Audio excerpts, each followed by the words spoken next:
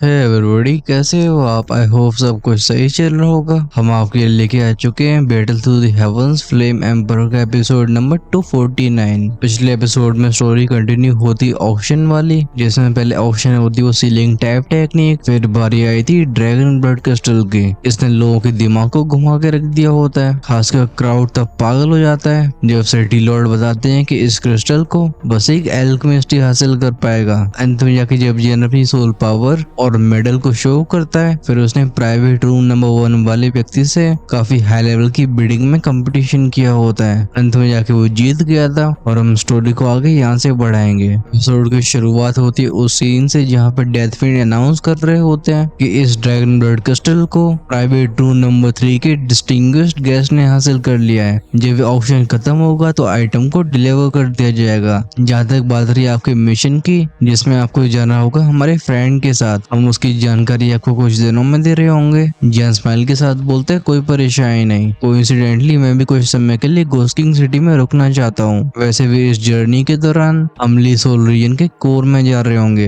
जो कि मेरा भी लक्ष्य है। जियान की बात को सुन के डेथ फैंग भी रिलीफ फील करते हैं। जियान की सोल पावर और उसके एल्केमी बैच को सेंस करने के बाद उसे किसी भी तरीके से प्रोवोक नहीं करना चाहते थे। का एल्केमिस्ट के लिए लोग कुछ भी करने के लिए तैयार हो जाते हैं। चीजें इस तरीके से शांत हो गई थी। एक बार फिर से सिटी लॉर्ड डेथविंग की अनाउंसमेंट सुनाई देती है। वो कहते हैं लेडीज एंड जेंटलमैन, अब टाइम आ गया ऑक्शन के आगे बढ़ने का। हम आपको दिखाते हैं वो आइटम जो कि इस ऑक्शन की हाईलाइट होने वाली है। इतना कह के भाई के इशारा करते हैं। कुछ लोग फिर से ड्रैगन ब्लड क्रिस्टल को ले जाते हैं। अब स्टेज पर रह गए होते हैं बस डेथफैंग और लिजी। इस पर प्राइवेट रूम नंबर 1 वाला फिगर भी जियान को घूरना बंद कर देता है। वो हल्की आवाज में कहता है मेन इवेंट। तो आखिरकार हम वहाँ पहुंच ही गए। ऐसा लगता है उसकी कुछ समय पहले जियान से झड़प हुई थी, वो अचानक से गायब हो गई हो। अभी प्राइवेट रूम नंबर 3 में चिंगर की नजरें जियान के ऊपर से नहीं हट रही थी। ऐसा लगता है उसने सच में एक मॉन्स्टर को देख लिया हो। हालांकि उसे एहसास हो गया था कि जियान एक एल्केमिस्ट होगा,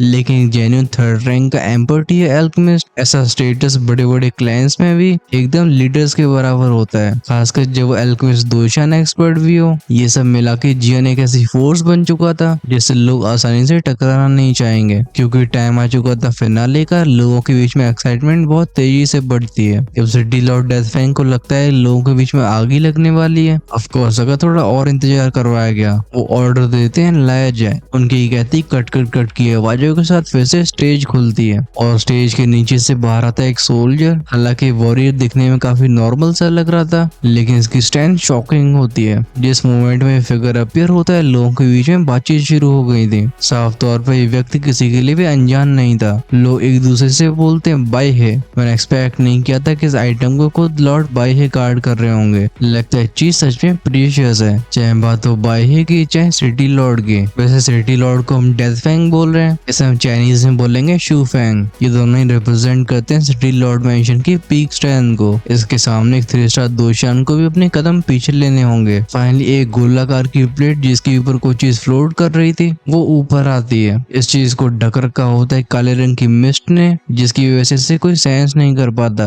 वो ब्लैक चीज इतनी ज्यादा डेंस और चिली होती है कि इसकी वजह से लोगों की हड्डियां कड़कड़ाने लगती हैं। इस आइटम को देख के जियान कहता है एग्जैक्टली है क्या? ये सवाल उसने जस्ट खुद से पूछा ही होता है, तभी उसके दिल की सी के अंदर एक मिस्टीरियस पीस अचानक से ट्रेम्बल हुआ था। इसमें से जियान को एक लालच से भरी भावना महसूस होती है और इसमें से बाहर आता है एक डार्क रेड ग्लो। ऐसा लगता है जो भी चीज ऑक्शन टेबल में मौजूद है उसे जियान के दिल की सी के अंदर का आइटम किसी भी कीमत पे हासिल करने की चाह रख रहा हो। जियान एक हल्की आवाज में कहता है काम डाउन। उसकी वास्ट और माइटी सोल पावर इस झंझनाते कागज को शांत करने लगती है। अगर याद नहीं है तो ये मिस्टीरियस पेपर वही होता है जिसके अंदर सील होता है अनडाइंग मिंग स्पैरो। कहा जाता है अनडाइंग मिंग स्पैरो जो कि 2 सोल है, ये अनडाइंग फ्लेम से कनेक्टेड है। इसका ऐसा रिएक्शन तो जियान ने ब्रेक थ्रू के बाद भी सेंस नहीं किया था और अभी इतने स्ट्रांगली रिएक्ट कर रहा है। लोगों को इस तरीके से बेसब्र होते हुए देख सिटी लॉर्ड डेथफैंग बोलते हैं बाह्य सील को ओपन किया जाए। बाह्य नोट करके सबसे बोलते हैं आप सबको शांति बना के रखनी चाहिए। जैसे सील लंडन होगी इस फाइनल आइटम को आप सब देख पाएंगे। ये कहते कहते उनके शरीर को ढक लेती वो पावर जो उनके एट्रीब्यूट को बिलोंग करती थी। फिर वो तेजी से हैंड सीज को चेंज करने लगते हैं, जिससे बाह्य के हाथ के सामने कुछ मिस्टीरियस फोर्स घूमने लगी थी।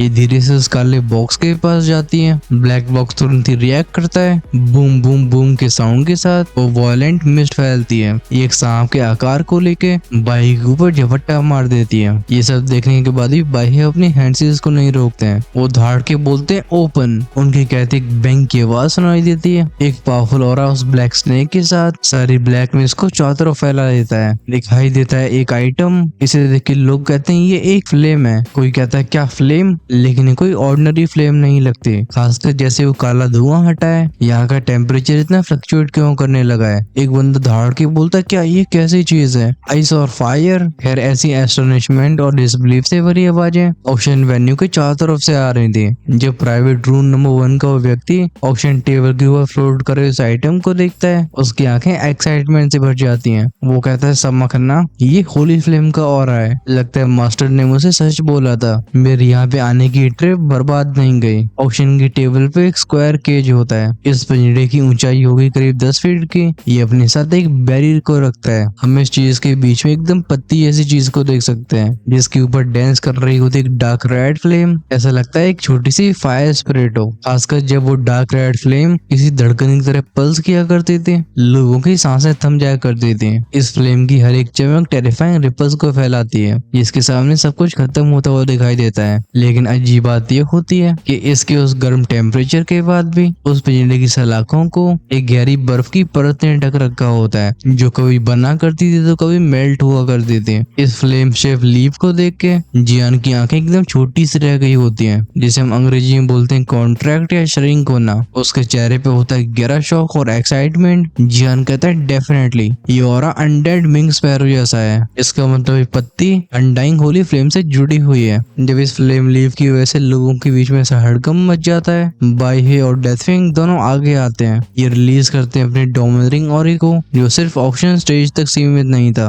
काफी लोगों का एक्सप्रेशन चेंज होने लगे थे। एक ओल्डमैन जो कि अपने आप को संभाल पा रहा होता है, वो बोलता है सिटी लॉर्ड डेथविंड आप प्लीज अपने ऑरा को वापस ले लीजिए। हमने ऐसी चीज को पहली बार देखा है, खासकर ऐसे ड्यूअल एट्रीब्यूट्स। इसलिए हम उम्मीद करते हैं सिटी लॉर्ड आप हमें इसके बारे में बताएं, क्योंकि इस ऑक्शन में ऐसे आइटम को भी रखा गया है। क्लियरली सिटी लॉर्ड मैंशन पूरी तरह से तैयार था। लोग चाहे कितने भी ग्रीडी फील कर रहे हो, लेकिन यहाँ पे खुलेआम डकैती नहीं डाली जा सकती थी। अगले पल डेथविंड का ऑरा गायब होता है। वो अनाउंस करते हैं ये हमारा आज का ग्रैंड फिनाले और हम इसे कहेंगे अनडाइंग लीव। लोग इन शब्दों को दोहराते हुए बोलते हैं अनडाइंग लीव। हमने अब तक बस उस टेरिफाइंग अनडाइंग फ्लेम के बारे में सुना था, खासकर जैसा इसका ऑरा है क्या इस फ्लेम से रिलेटेड है। हालांकि इस आईसी केज के अंदर का ऑरा उस पिंजरे के अंदर दबाया जा चुका था, लेकिन तभी लोग इसे फील कर पाते हैं। अभी जियान भी अंदर से श्योर हो चुका होता है कि ये चीज डेफिनेटली अनडाइंग फ्लेम से जुड़ी हुई है, लेकिन उसे अनडाइंग फ्लेम को हासिल करने की जल्दी नहीं होती। आखिरकार होली फ्लेम को ऑब्जॉर्व करने के लिए काफी ज्यादा तैयारियां करनी पड़ती हैं और तरह से फोकस करना होता है मियुइन को रिवाइव करने के ऊपर। जियान के दिमाग में सोलिटर लॉर्ड बोलते हैं बच्चे तुम बिल्कुल सही सोच रहे हो, ये आइटम उस अनडाइंग फ्लेम से बंधा हुआ है, चाहे कुछ भी हो जाए हमें इसे हासिल करना होगा। खैर मन तो जियान भी ऐसा ही बना चुका होता है। अब तक उसे अनडाइंग फ्लेम की कोई ज्यादा जानकारी नहीं होती, लेकिन अगर ये अनडेड लीफ उसके हाथ में लग जाती है तो उस फ्लेम के लिए पहले ही तैयारियां कर पाएगा। प्राइवेट रूम से वो एक्सपर्ट्स जो कि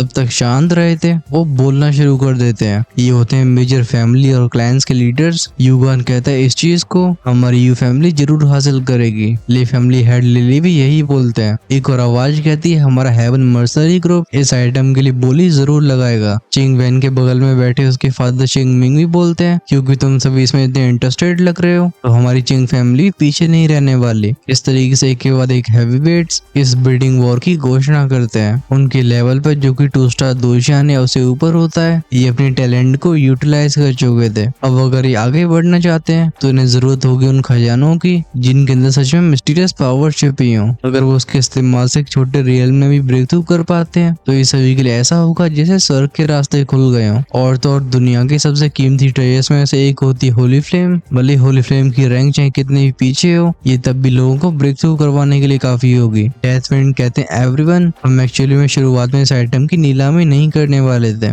लेकिन कई सालों तक अपने सारे मेथड्स का इस्तेमाल करने के बाद भी हम इस बर्फ के पिंजरे को नहीं खोल पा रहे हैं। इसलिए मैं आप सबको रिमाइंड करवाना चाहूंगा कि मैं भी कंफर्म नहीं कर सकता है कि ये चीज अनडाइंग फ्लेम से रिलेटेड है, लेकिन एक बात बिल्कुल साफ है, अगर आप इसके सीक्रेट्स को जानना चाहते हो तो इस केज को खोलना होगा। सिटी लॉर्ड डेथविंड को आइटम बाई चांस मिला होता है। उस पत्ती को जिस पिंजरे ने घेर रखा था वो इतना ज्यादा पावरफुल और मिस्टीरियस होता है कि अपनी ताकत में हर एक तरीके का इस्तेमाल करने के बाद भी वो उसे क्रैक नहीं कर पाए, इसलिए अंत में जाके वो इसे ऑप्शन कर रहे हैं। आखिरकार ऐसे डेंजरस और अनटचेबल आइटम को अपने साथ रखना ये मुसीबत को बुलावा देने जैसा है। डेथ विंड की बात को सुनकर कई लोगों की भौं से उड़ गई होती है। वो कहते हैं क्या ये आइस केज सच में तोड़ा नहीं जा सकता है? ऑफ कोर्स यहाँ पे कई लोग कॉन्फिडेंट भी थे। एक बंदा बोलते हैं हम सिटी लॉर्ड डेथ विंड, अब और शब्दों की जरूरत नहीं है, अब बस अपनी प्राइस को बताओ। रूम नंबर 1 के अंदर वो मिस्टीरियस ब्लैक रोड मैन ये सुन के कोल्ड आवाज में कहता है मूर्ख, आपके 17th रैंक होली फ्लेम की सील को तुम लोग खोलने की सोच भी कैसे सकते हो? ही जब मैं इसे हासिल करके उस केज को खोलूंगा वो होली फ्लेम रैंकिंग में 17th रैंक में आने वाली अनडाइंग फ्लेम अपने आप को खुद मेरे सामने रिवील करेगी और तब मेरे मास्टर भी मुझे कंट्रोल नहीं कर पाएंगे। ये कहते कहते उसके चेहरे पे सिनिस्टर सा एक्सप्रेशन अपीयर हुआ था। लगता है एक्साइटमेंट की वजह से वो अपने ऑरे को छिपा नहीं पाया था। जियान जिसकी सोल पावर इतनी ज्यादा खतरनाक होती है वो उसके ऑरे को तुरंत सेंस कर लेता है। जियान भाई से कोड के बोलते अजीब बात है, उस कमरे में से आने वाला ऑरा ये मुझे सोल क्लैन जैसा क्यों लग रहा है? क्या ये मेरी बस इमेजिनेशन है? इससे पहले जियान और को सोच पाता सिटी लॉर्ड डेथ विंड इस आइटम की बोली बताना शुरू कर देते हैं। वो कहते हैं इस अनडेड लीफ की वैल्यू की वजह से तुम इस बार डील करेंगे खुफिया तरीके से।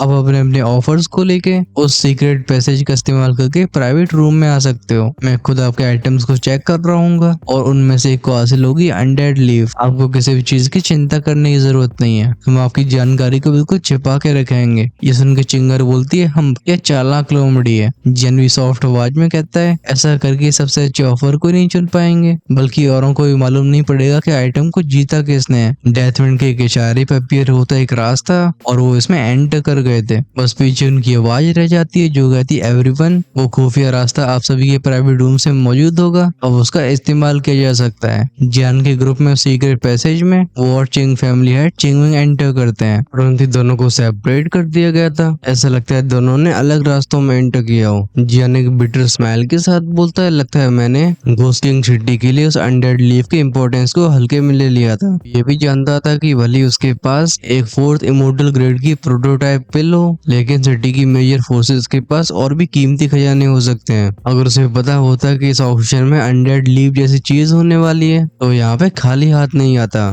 जियान बोलता है डैम इट, लगता है मुझे इस चीज के बदले में खुद एक सैक्रिफाइस करना होगा। ये कहते उसने हैंडसीज को चेंज किया था। तुरंत ही उसके द्विकी सी के अंदर का ghost face soul flame crystal अचानक से ट्रेम्बल होता है। सीन दिखाया जाता है कुछ समय के बाद का। करीब 10 कदम आगे लेने के बाद जियान के सामने का दरवाजा खोला था। वो आ चुका होता है एक प्राइवेट चेम्बर में। जैसे उसने कदम आगे रखे होते हैं तब एक आवाज उसका स्वागत करती है। आवाज कहती है ओ तो ये honoured 3rd grade emperor tier के एल्केमिस्ट है। जिन इस व्यक्ति को तुरंत पहचान लेता है। ये होते सिटी के प्रोटेक्टर बाई है जो सिटी लॉर्ड मेंशन में 2nd स्ट्रॉन्गेस्ट है। जियान भी अपने चेहरे पे स्माइल रखते हुए बोलता है मैंने सोचा नहीं था कि यहाँ लॉर्ड बाई खुद आएंगे। बाई स्माइल के साथ बोलता है तुम्हारी कैलिबर के एल्केमिस्ट को हमारी घोस्ट किंग सिटी कैसे रिस्पेक्ट से ट्रीट नहीं करेगी। जियान बोलता है लॉर्ड बाई कैसी बात कर रहे हो, चलो हम सीधा पॉइंट पर लौटते हैं। बाई बोलते हैं आई वांट मास्टर एल्केमिस्ट, आप अनडेड लीफ के खिलाफ किस चीज को इस्तेमाल करने वाले हो? बाई के नजरिए से जियान जो कितनी कम एज में ऐसी कल्टिवेशन और सोल पावर को पोजेस करता है ऑलरेडी अमेजिंग था।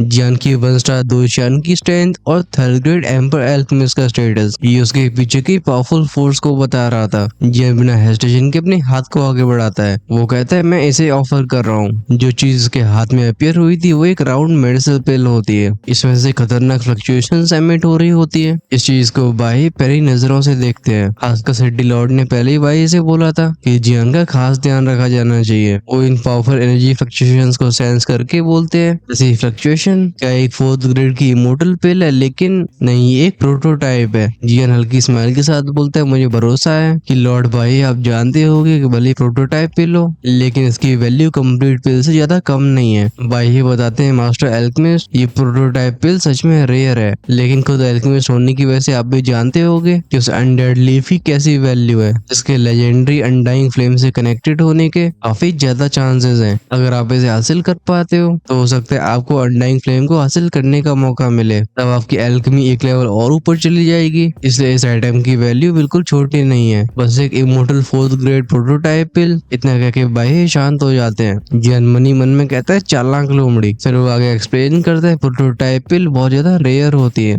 इन्हें कुछ सप्लीमेंट्री इंग्रेडिएंट्स की जरूरत होती है जैसे प्रॉपर इमोर्टल ग्रेड ग्रेड की पिल बन सकती है। हम सब जानते हैं कि इमोर्टल ग्रेड की पिल को रिफाइन करना कितना टफ हो सकता है। इस प्रक्रिया में बस बहुत सारी जड़ी बूटियों का ही नहीं बल्कि काफी ज्यादा समय की बर्बादी होती है। वहीं पे सीधा इस प्रोटोटाइप पिल को एक जेन्युइन टियर की इमोर्टल पिल में बदल देना ये इसकी कीमत को बढ़ा देता है। ये सुन के भाई कुछ समय तक शांत रहे थे, फिर वो एक हल्की आवाज में कहते, मास्टर एल्केमिस्ट, सच बोलूं तो आपसे पहले किसी और नहीं हमारे सामने इसे भी अच्छे ऑफर को रखा है। अगर आप कुछ सब्सटेंशियल बाहर नहीं निकालते हो तो मुझे नहीं लगता कि अनडेड लीफ आपके हाथ में लगने वाली है। ये सुन के जियान सरप्राइज नहीं हुआ था। वो कहते हैं, ओह क्या वो बिडर प्राइवेट रूम नंबर 1 से था? भाई स्माइल के साथ बोलते हैं, आप सच में शार्प हो। जियान किस तरीके से बातों को पकड़ना ये बताता है कि नौजवान बिल्कुल सिंपल नहीं है। फाइनली जियान एक गहरी सांस को भरता है, फिर वो कहता है, अगर ऐसी बात है तो मेरे पास एक और आइटम है। ये कहते उसके हाथ में भी रोती एक strange sign flame. Whoosh whoosh की आवाजों के साथ ये फ्लेम बड़ी होने की कोशिश करने लगती है और दिखाई देने लगा था इसके अंदर एक चेहरा। ये एक घोस्टली फेस था।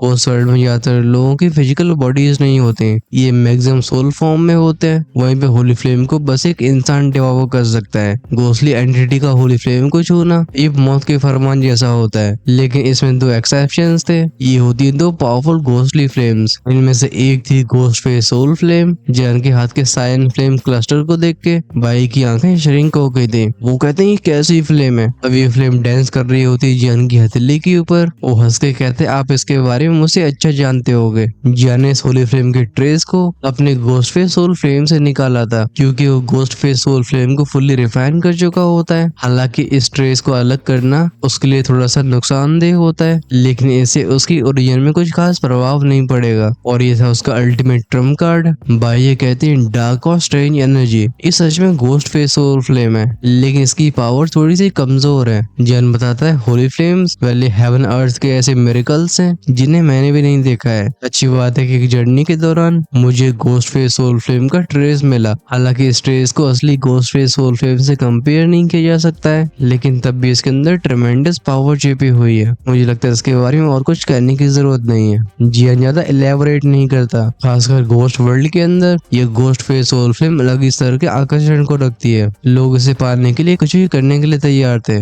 जियान को कुछ समय तक स्टडी करने के बाद बाहे नोट करके बोलते, हाँ ऑनर्ड एल्केमिस्ट आपको सच में सही समय पे सही पत्ते खेलना आता है। अगर ऐसी बात है तो आप वापस लौट सकते हैं। मुझे लगता है अनडेड लीफ का मामला काफी जल्दी डिसाइड होगा। जियान वापस से फ्लेम के क्लस्टर को अपने शरीर में लेते हुए कहता है, उम्मीद करता हूँ मैं निराश नहीं होऊंगा। जब जियान का फिगर इस प्राइवेट चेम्बर से गायब हो गया था, हम यहाँ के स्पेस को रिपल होते हुए देखते हैं। अब फिर होते हैं सिटी लॉर्ड शूफेंग और लीजी। इनके साथ कुछ और एल्डर्स मौजूद होते हैं। इनमें से एक बोलता है, इस नौजवान का बैकग्राउंड ये लगता है उससे भी ज्यादा टेरिफाइंग है जैसा हमने सोचा था। भाई पूछते हैं, आई वंडर तीनों मेजर फैमिलीज ने क्या ऑफर किया है? लीजी बताती है कि ले फैमिली ने अपने क्लैन की ट्रेजर टेक्निक को यूज किया है, जो है थंडर बॉडी टेक्निक। भाई ये कहते हैं थंडर बॉडी टेक्निक वो तो एक मिड लेवल की होली रैंक की टेक्निक है। ये टेक्निक बस अपने होली रैंक में होने की वजह से वैल्यूएबल नहीं होती, बल्कि इसकी कीमत बढ़ जाती है इसकी कैटेगरी की वजह से, जो कि होता है बॉडी फोर्जिंग आर्ट्स। जहाँ तक कल्टिवेशन अपनी एनर्जीज के ऊपर फोकस करते थे, जिसकी वजह से उनके शरीर की क्षमताएं सीमित होती हैं। उदाहरण के तौर पे अगर बाई है जो कि 2 स्टार दोशांग के लेट स्टेज पे है, वो किसी ऐसे सेम लेवल के अपोनेंट का सामना करते हैं जो कि बॉडी फोर्जिंग टेक्निक से प्रैक्टिस करता हूँ, तो बाई है के हारने के चांसेस बहुत ज्यादा हो जाएंगे। एक एल्डर नोट करके बोलता है, थंडर बॉडी टेक्निक ये काफी इम्प्रेसिव है, लेकिन इसके अलावा और क्या था? लीजी बताती है, चिंग फैमिली एक मैट डीवन पिल को ऑफर कर रही है, जो कि किसी 3 स्टार दोशान से नीचे के एक्सपर्ट की स्ट्रेंथ को कुछ समय के लिए पूरा लेवल बढ़ा सकती है। ये लोगों के लिए लगता है बड़ा सरप्राइज था। कुछ एल्डर चिल्ला के बोलते हैं, मैट डीवन पिल। अनएक्सपेक्टेडली ये पिल चिंग फैमिली के हाथ में है। अगर ये हमारे सिटी लॉर्ड मेंशन के हाथ में आ जाती है तो हमें यू फैमिली के बारे में भी चिंता करने की जरूरत नहीं होगी। तब लीजी बोलती, यू फैमिली। उसके चेहरे के अजीब सा एक्सप्रेशन को देख के बाई और बाकी लोग अपनी बाएं उठा लेते हैं। लीजी बताती है, यू फैमिली ने ऑफर किया है स्क्रोल को, जो अपने अंदर रखता है फैंगलिंग फॉर एलिमेंट आर्ट को। ये एक मिड होली रैंक टियर की कोऑपरेटिव कॉम्बैट स्केल है। हालांकि इसका लेवल बस मिड टियर होली रैंक का है, लेकिन इसे 4 लोग साथ में कल्टिवेट कर सकते हैं, और जब इसे मास्टर करके साथ में कोऑपरेट करेंगे ये अपने से हाई लेवल के ओपोनेंट का भी सामना कर पाएंगे। और तो और इस टेक्निक का इस्तेमाल करके चारों की स्ट्रेंथ को एक व्यक्ति के शरीर में भेजा जा सकता है। भाई ये सरप्राइज भरी आवाज में कहते हैं, जॉइंट बैटल टेक्निक। एक सफेद बाल वाला बुड्ढा अपनी दाढ़ी सहलाते हुए बोलता है, हालांकि ये पावरफुल है लेकिन हमारे सिटी लॉर्ड मेंशन के लिए बहुत बहुत यूजफुल नहीं है। मेरे हिसाब से हमें पहले दोनों में से किसी को चुनना चाहिए। तो ये बाह्य के चेहरे पे मिस्टीरियस स्माइल आ गई थी। वो हंस के कहते एल्डर आपको इतनी जल्दी जज नहीं करना चाहिए, मैं भी कुछ इंटरेस्टिंग लाया हूँ। ये सुन के सबकी आंखें बाह्य के ऊपर टिक जाती हैं। वो जानते थे कि बाह्य ने स्वागत किया होता है जियान का। बाह्य कहते हैं उस बच्चे ने एक mortal 4th grade heaven tier की प्रोटोटाइप पिल को ऑफर किया है। इन शब्दों में बुड्ढों के चेहरों पर सरप्राइज फ्लैश होता है। वो कहते हैं कि इमोर्टल रैंक की प्रोटोटाइप पिल, वो भी 4th ग्रेड पीक लेवल की। ये कोई राज नहीं था कि घोस्ट वर्ल्ड में पिल्स की बहुत कमी होती है। इसी कारण की वजह से डेथविंड जैसा पावरफुल एक्सपर्ट भी इमोर्टल रैंक के एल्केमिस्ट की रिस्पेक्ट करता है। जब वे लोग उस प्रोटोटाइप पिल के बारे में सोच रहे होते हैं, बाह्य कहते हैं लेकिन मैंने उसे ठुकरा दिया। ये सुन के लोग एक दूसरे के चेहरों को देखने लगे थे। फिर वो अपने सिर को हिला के बोलते हैं साय, ऑल्दो एक इमोर्टल रैंक प्रोटोटाइप पिल वैल्यूएबल है, लेकिन हमारे ये हंटियन कॉन्टिनेंट में भी उससे एक जेन्युइन इमोर्टल टियर को बनाने की कैपेबिलिटीज रखने वाले एल्केमिस्ट बहुत कम मौजूद हैं। अभी लोग रिग्रेट की वजह से अपने सर को हिला ही रहे होते हैं। तभी बाह्य कहते हैं लेकिन उसने जो आगे ऑफर किया उसने मेरी आंखें खोल दी। सिटी लॉर्ड शूफेंग बोलते हैं ऐसा क्या था? बाह्य कहते हैं पर्पल फ्लेम, जो कि घोस्ट फेस सोल फ्लेम से आई है। जिस पर ये शब्द उनके मुंह से बाहर आते हैं, लोगों के चेहरों पर शॉक दिखाई देता है। सब लोग साथ में कहते हैं क्या तुमने क्या बोला? बाह्य इन शब्दों को रिपीट करते हैं। इस चेम्बर में मौजूद सभी लोग स्टंट हो चुके होते हैं। लिजी दोबारा पूछती है लॉर्ड बाह्य क्या आप सच बोल रहे हो? अभी डेथविंड की भौंस से उड़ गई थी। वो बोलते हैं घोस्ट फेस सोल फ्लेम अब हमारे घोस्ट वर्ल्ड में मौजूद नहीं है, तो फिर उसके ट्रेस को ये कैसे हासिल कर सकता है? बाह्य रिप्लाई करते हैं मैंने उसे ध्यान से परखा है, वो फ्लेम जेन्युइन है। जब बात होती है घोस्ट फेस सोल फ्लेम की, तो औरों के द्वारा ऑफर किए गए ऐसे ट्रेजर्स के बाद भी सिटी लॉर्ड डेथविंड के चेहरे पे स्ट्रगल अपीयर होने लगा था। उनके चेहरे के एक्सप्रेशन को देख के सिटी लॉर्ड मेंशन के एल्डर्स पूछते हैं सिटी लॉर्ड क्या प्राइवेट रूम्स में से कोई ऐसा आइटम भी ऑफर कर चुका है जो जियान की घोस्ट फेस सोल फ्लेम से भी ज्यादा वैल्यूएबल है? डेथविंड थोड़ा शांत रहने के बाद बोलते हैं बिल्कुल सही, हालांकि मुझे पहले शक हो गया था कि प्राइवेट रूम नंबर 1 का फिगर हमारे इंडियन कॉन्टिनेंट का हिस्सा नहीं है, ये किसी और रीजन से आया है। ये सुन के बाह्य की आंखें कोल्ड हो जाती है। वो कहते हैं क्या मैं उसे बंदी बना लूं? हालांकि घोस्ट रियल में हर तरीके के फैक्शंस मौजूद होते हैं, जिसकी वजह से चीजें बहुत ही क्योटिक रहती हैं। लेकिन तभी ये इंडियन के अंदर आने वाला इलाका शांति से भरा होता है। यहाँ घुसपैठियों को आना अलाउड नहीं था, उन्हें डेंजर कंसिडर किया जाता था। डेथविंड अपने सिर को लाके बोलते हैं कोई जरूरत नहीं है, अभी ऑप्शन खत्म नहीं हुआ है और यहाँ मौजूद सब हमारी गेस्ट है। बाह्य आंखें नैरो करके पूछते हैं तो फिर तो उसने क्या ऑफर किया? डेथविंड बोलते हैं एक दोशान पिल। जब ये शब्द गए थे सबके कानों में, इन सब ने गहरी सांसें भरी होती है। उन्हें तुरंत ही समझ में आता है कि आखिर जियान की घोस्ट फेस सोल फ्लेम भी डेथविंड की आंखों में फीकी क्यों पड़ गई है। आखिरकार वो पर्पल फ्लेम एक ट्रू होली फ्लेम नहीं थी, इसलिए वो डेथविंड की पावर को बहुत ज्यादा बढ़ा नहीं सकते थे। वहीं पे एक दोशान पिल, ये एक इमोर्टल रैंक 5th ग्रेड की पिल होती है। कोई भी 4 स्टार दोशान से नीचे लेवल का एक्सपर्ट जो कि इसका इस्तेमाल करता है, उसकी कल्टीवेशन एक छोटे से रीजन से बढ़ जाएगी,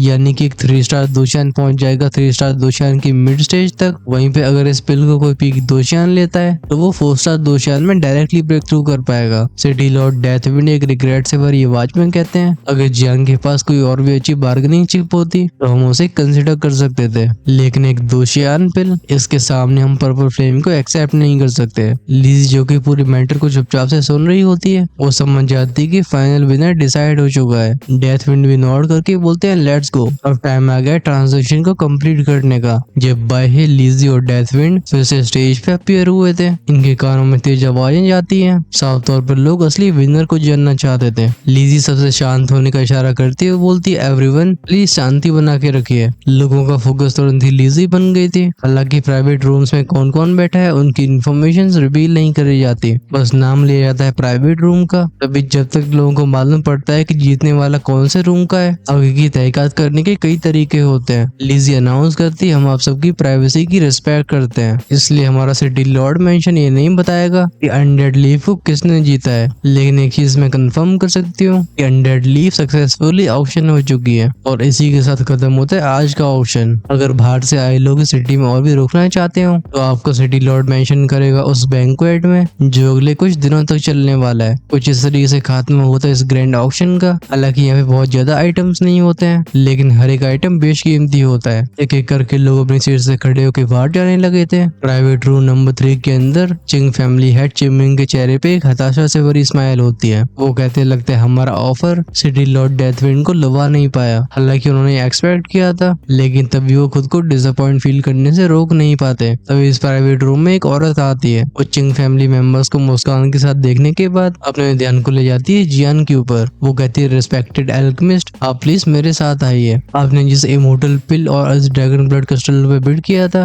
वो वहीं पर डिलीवर करे जाएंगे। जियान भी हल्की स्माइल के साथ बोलता है, अगर ऐसी बात है तो पेट्रियार्क चिंगमिंग में जाना चाहूंगा। अगर चिंग फैमिली को किसी भी चीज की जरूरत होती है तो आप डेफिनेटली मुझसे पूछ सकते हैं। ये सुन के चिंगमिंग भी नॉड करके बोलते हैं, चलो हम भी चलते हैं। मुझे लगता है घोस्ट किंग सिटी भी अब पीसफुल नहीं रहने वाली है। फिर उनकी शांत नजरें ऑब्जर्व करती हैं चिंगर को, जिसकी आंखें इमोशन से भरी होती है। उसे एक मेंटल ट्रांसमिशन से बोलते हैं, एक ऐसा ड्रैगन छोटे से तालाब में कैसे रह सकता है, उसे समंदर चाहिए। चिंगर हल्की आवाज में कहती है, मैं समझ गई। रोज जियान को एक स्माइल पास करते हुए अपने फादर के साथ जाने लगी थी। जाते जाते चिंगमैन पूछता है, फादर वो अनडेड लीफ? चिंग फैमिली हेड चिंगमिंग बोलते हैं, लगता है जियान की नजरें भी उस अनडेड लीफ के ऊपर है और ऐसा सोचने वाले सिर्फ हम नहीं है। अभी घोस्ट किंग सिटी में कई लोगों का सेम ऑब्जेक्टिव होगा, इसलिए अगर हम जियान की हेल्प कर सकते हैं तो हमें जरूर करनी चाहिए। जब तक वो अनडेड लीफ ले या फिर यू फैमिली के हाथ में नहीं जाती हमें उससे खुश रहना होगा। वैसे भी चीज हमारे कंट्रोल के अंडर नहीं है। ये होते हैं चिंगमिंग की तरफ से आखिरी शब्द। ये काफी जल्दी गायब हो गए थे अब, क्योंकि ऑक्शन भी खत्म हो चुका है। शुरुआत होगी अनडेड लीफ के लिए होने वाली मार्कआउट की, जो कि बिल्कुल इंटेंस होने वाली है। चलो हम इस ऑक्शन के साथ अपने इस एपिसोड को खत्म करते हैं। नेक्स्ट एपिसोड में क्या होने वाला है मुझे लगता है आप गैस कर सकते हो। ऑफ कोर्स मैं डकैती की बात कर रहा हूँ। हमारा ज्यादातर फोकस रहने वाला है जियान के ऊपर। वो आप अपने दिमाग के घोड़ों को दौड़ा के बताओ कि जियान सबसे पहले किसे अपना टारगेट बनाएगा। देखते हैं कौन कौन सही गैस कर पाता है। और अगर अभी तक आपने चैनल को सब्सक्राइब नहीं किया है तो हो सकता है आप नेक्स्ट एपिसोड को मिस कर दो, जो कि आप बिल्कुल नहीं चाहोगे। इसलिए फटाफट से नीचे दिए गए रेड बटन को दबा के हमारी हेल गार्डन कम्युनिटी का हिस्सा बन जाओ। अगर आप नेक्स्ट एपिसोड को आज ही एंजॉय करना चाहते हो, जैसे हम अर्ली एक्सेस के रूप में शाम को ही अवेलेबल करवाते हैं, तो आप डेफिनेटली मेंबरशिप को ज्वाइन कर सकते हो। वहीं पे जो लोग हमेशा 2 या 3 एपिसोड आगे रहना चाहते हैं वो अपने लेवल्स को इमोर्टल एम्परर या उससे ऊपर अपग्रेड कर सकते हैं। जॉइन का ऑप्शन चैनल के होम पेज या सब्सक्राइब के साइड में मिलेगा। I think you should definitely check that out. हम इस एपिसोड को यहीं पर रैप कर रहे हैं, लेकिन जाने से पहले अपने लाइक को छोड़ना मत भूलना।